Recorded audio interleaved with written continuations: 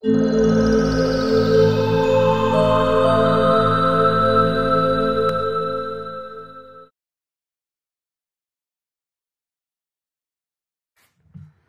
guys, it's Thug Brandon tonight.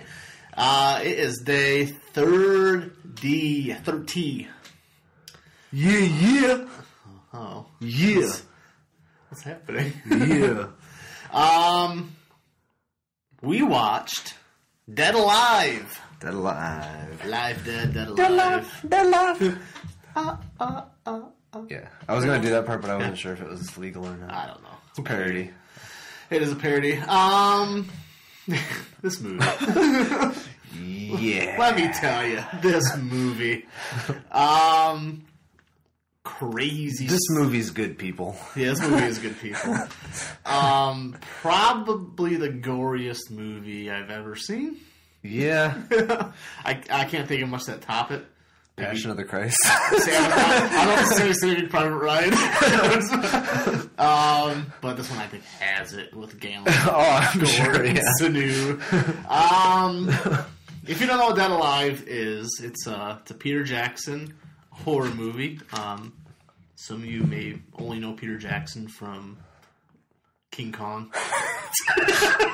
Or Bad Taste. Or Bad Taste. Or Lovely Bones. Oh, yeah, I forgot he did that. No, this is pre-Lord of the Rings Peter Jackson. Yes. But you can see where maybe, it's not storytelling so much, but you can see where some of the visual, I don't know, what you would call it, bombacity comes from. Yeah. Because this movie is a spectacle. Absolutely. Damn. a manic spectacle. Yeah. There's not much in terms of, like I said, there's not much in terms of story here at all. It's a guy who's a mama's boy. Yeah. Coming to terms with the rebirth. Literally rebirth. At the end of the movie, he's born again. Yeah. He gives himself a C-section. He gives his own mother a C-section. But that's not what we're really here for. In fact, I'm pretty sure the movie only exists for the last 20 minutes. Nah. I'm not selling anything short elsewhere in the movie, but holy shit, that ending. Because my favorite scenes are from earlier in the Really? Because my favorite scene is the last 20 minutes. There's like, God knows how many scenes within that part of the movie, but the last 20 minutes is my favorite. It just... craziness. Yeah. Craziness. Let's talk about scenes, I guess. Okay. Because I can't really talk about. There's nothing really. Other than this is a visual. What to look at? Yeah. This is a gory smorgasbord. It's one of my favorite horror movies.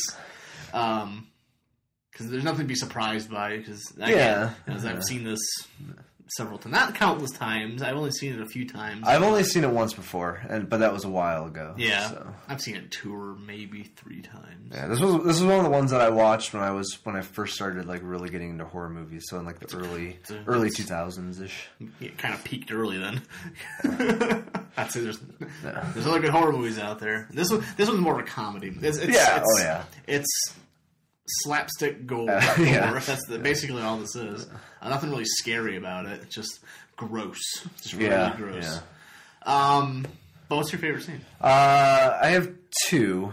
Okay. Well, the first one's more of You're allowed. I said 20 minutes. Yeah, so you're allowed. The first one's more of a moment. It's at the towards the very beginning when they're at the zoo, and they throw the apple core back, and the rat monkey just like punches.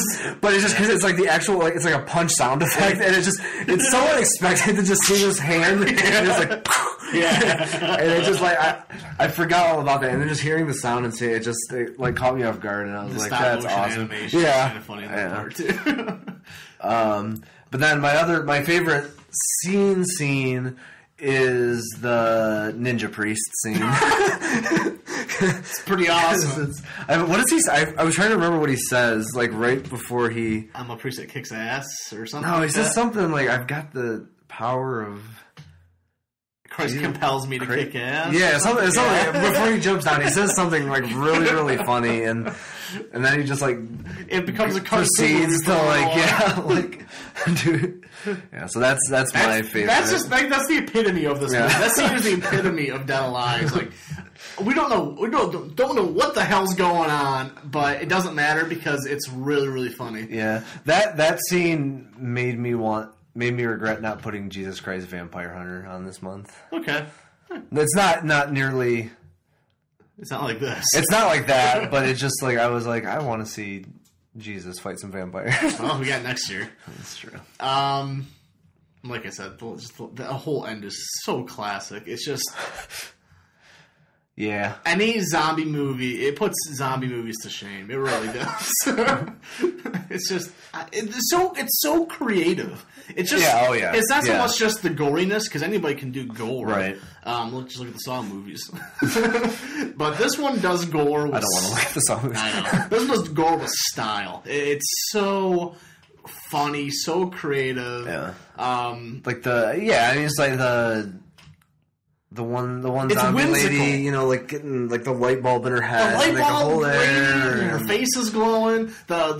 The organ creature, there's just like this guy's bladder, stomach, and intestines, like half a head sliding around the floor, and they make you feel sympathetic for. It's this intestine creature that makes a sad face before he chops up the lawnmower. And it farts. It looks itself in the mirror. Yeah, like Prince is like the half face. Yeah, it's around like half a head. Half a head. He's it's just so the baby. The baby. There's no end to just like. It's like awesomeness. Awesomeness. Like, well, let's throw this in here. Let's throw this in there. What if it did this? What if it did that? Thinking at the end of the movie. I want to know what the set was like for this movie. I was actually thinking, watching the end with the mom creature, I was like, I wonder if he still has any of this stuff like laying around. Because that one didn't get destroyed. It just fell back into the house. So maybe, who knows? I'm sure, what's his face? I almost called him James Taylor. the guy who does the special effects for this movie also has done a lot of special effects for other Peter Jackson movies, such as, Lord of the Rings and King Kong. So that guy has a couple trophies on his shelf. It shows. Bowling, mostly. Yeah, mostly bowling. Yeah. But this is the germ of the greatness on the road, and this is great itself. Yeah. So you can see how these guys became who they are. Yeah. Which we saw a lot of the same stuff last year with Bad Taste. Yeah, exactly. Just like Bad Taste is the same, not quite as crazy as a crazy movie, don't get me wrong, but just like the inventiveness with what they had. Yeah.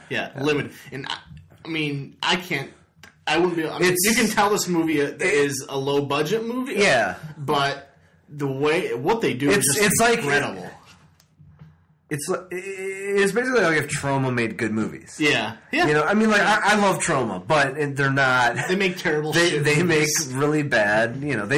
But they make exactly what they're trying to make. Yeah. But if Troma tried to make like a serious, legit movie, but making it the same way they would, it would definitely be an early Peter Jackson movie. I think. Yeah. He's had a crazy career, I guess. I can't tell we like this movie a lot. So if you haven't seen it, if you didn't see it, and following along with us, watch it. Yes. Watch this movie. Yes. Yeah. I think it's streaming on Netflix. I don't know, but whatever.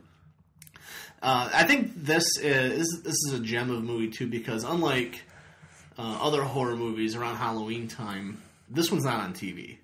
And because there's no way you can edit you could edit this thing down and put it on television, so a lot of people don't see it. Yeah. So it's kind of it's definitely a cult classic. It's a gem, which I want to share with the world. Get it out there.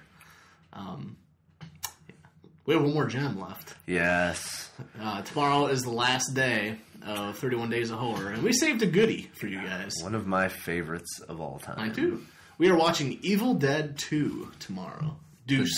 The Deuce with Bruce. Oh, wow. I wonder if it's ever been called that before. I don't know. What do they call it? The Bruce Deuce. So I'll tune in tomorrow. I don't know how you tune in on the internet, but do it anyway. And come back and watch us talk about Evil Dead 2. Bye.